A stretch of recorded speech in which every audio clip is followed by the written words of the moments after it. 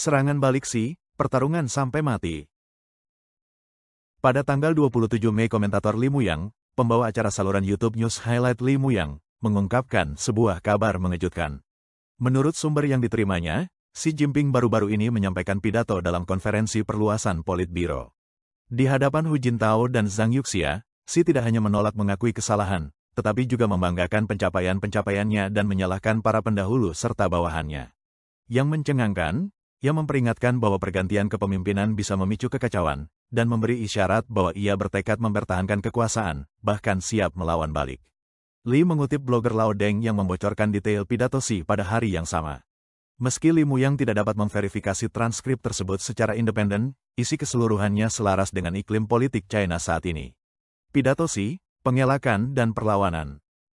Dalam konferensi perluasan Politbiro, Xi Jinping mendapat kritik tajam dari Hu Jintao, Zhang Yuxia, dan tokoh senior lainnya.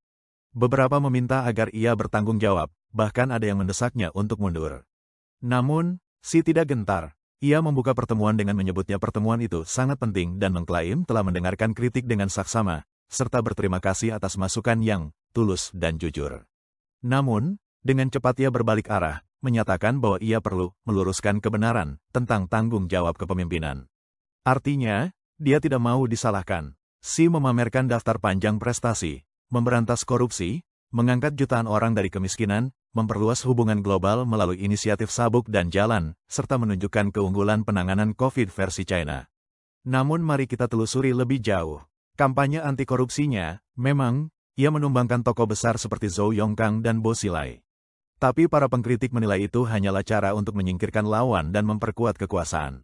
Korupsi di Partai Komunis China bersifat sistemik. Tindakan keras Xi yang terkesan selektif lebih mencerminkan manuver politik daripada prinsip. Terkait kemiskinan, klaim Xi atas kemenangan terdengar kosong. Garis kemiskinan versi PKC, kurang dari $1 per hari, hanya setengah dari standar internasional $1.90. Banyak yang menyebut itu adalah kemenangan yang dibuat-buat, karena kenyataannya kebijakan Xi justru memperburuk kemiskinan. Soal inisiatif sabuk dan jalan, kerap dikritik sebagai jebakan utang, menyebarkan korupsi, bahkan memicu serangan bersenjata seperti yang terjadi di Pakistan karena penjarahan sumber daya alam. Dan tentang COVID, kebijakan Zero COVID, Xi menyebabkan tragedi seperti kecelakaan bus di Guizhou tahun 2022 yang menewaskan 27 orang, dan kebakaran di Urumqi yang menewaskan 44 orang karena terkunci akibat lockdown. Semua pencapaian ini dipenuhi celah dan kontroversi. Manuver kekuatan Xi, loyalitas dan peringatan. Xi tak berhenti pada upaya menyusun ulang narasi sejarah. Ia mengklaim mendapat dukungan penuh dari militer dan rakyat, membanggakan kunjungan ke pos perbatasan di mana para tentara bersumpah setia dan warga memujinya. Ia menggambarkan sistem hukum PKC sebagai mercusuar keadilan, menyatakan bahwa itu adalah prinsip paling mendasarnya.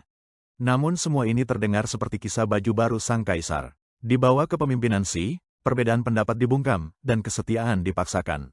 Kemudian datanglah peringatan utama. Xi mengatakan bahwa perubahan kepemimpinan bisa memicu risiko dan gejolak yang tidak perlu bagi partai dan negara. Stabilitas, menurutnya, adalah fondasi kemajuan, dan persatuan adalah kunci kemenangan. Sebuah langkah licik tidak secara langsung menolak desakan untuk mundur, tapi membingkai perubahan sebagai ancaman bagi negara. Ia bahkan merinci 3 tanggung jawab sejarah, memenangkan perang dagang, menyatukan Taiwan, dan memerangi korupsi. Xi bersikeras bahwa hanya timnya yang mampu melaksanakan misi tersebut. Pesannya jelas, tidak ada yang lebih baik dari Xi, menghindari tanggung jawab dan mengambil hati. Saat menanggapi kesalahan masa lalu, Xi mengelak dengan lihai. Ia menyebut kritik Hu Jintao sebagai menyakitkan, dan desakan Zhang Yuxia untuk akuntabilitas sebagai terlalu cemas, menganggapnya emosional dan tergesa-gesa.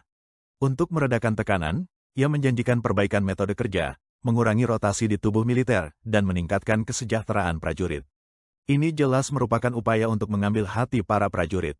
Namun ia juga menyinggung adanya perpecahan, menyebut persatuan sebagai harta keluarga PKC, dan mengisyaratkan bahwa seruan untuk menggulingkannya bisa mengancam persatuan itu.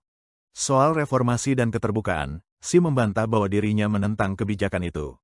Ia mengklaim selalu mendukungnya, namun menyalahkan situasi yang kompleks dan fokusnya pada anti korupsi sebagai alasan perlambatan, secara halus menyindir pendahulunya seperti Hu Jintao. Permohonan terakhirnya, lebih baik mengubah gagasan daripada orang. Dengan kata lain, biarkan dia tetap berkuasa dan ubah saja pendekatannya. Xi bersikeras bahwa ia tidak egois, berpengalaman, dan siap menghadapi tantangan asal semua orang mau mempercayainya. Pertarungan untuk bertahan hidup. Pidato Xi adalah contoh cemerlang dari pengelakan, menggabungkan klaim besar dengan ancaman halus. Ia menghindari tanggung jawab, melempar kesalahan ke pihak lain, dan memosisikan dirinya sebagai sosok yang tak tergantikan. Tapi keretakan mulai terlihat. Desas-desus beredar tentang serangan balik Xi di masa lalu yang gagal, dengan sekutu seperti Miao Hua dan He Weidong kabarnya disingkirkan oleh faksi Zhang Yuxia. Zhang, yang didukung oleh Hu Jintao dan mungkin tokoh militer senior lain seperti Qi Haoshan dan Fu Kuanyu, punya sejarah yang mendukungnya. Pencapaian ayahnya dan kedekatan dengan elit lama memberi pengaruh besar. Upaya Xi menggantikan Zhang dengan loyalis seperti He Weidong justru berbalik arah. Kini Zhang mendorong agar Xi mundur. Perebutan kekuasaan di PKC dikenal brutal, bagaikan permainan catur hidup atau mati. Jika Zhang tidak bergerak duluan, bisa jadi dialah yang akan dibelenggu. Dan dengan desas-desus tentang serangan balik, Xi tampaknya tidak akan menyerah begitu saja. Pada tanggal 23 Mei lingkaran cahaya pelangi langka di sekitar matahari muncul di langit China selama hampir 1 jam. Beberapa orang menganggapnya sebagai pertanda, merujuk pada teks kuno seperti I Ching yang mengaitkan fenomena seperti itu dengan perubahan besar. Apakah gelombang mulai berbalik arah? Pidato Xi mengungkapkan sosok pemimpin yang mati-matian mempertahankan kekuasaan. Tapi tekanan kian meningkat. Apakah aliansinya akan bertahan, ataukah koalisi Zhang Yuxia siap menjatuhkannya? Pertarungan di tubuh PKC yang tertutup ini memang sulit diverifikasi. Namun taruhannya sangat tinggi.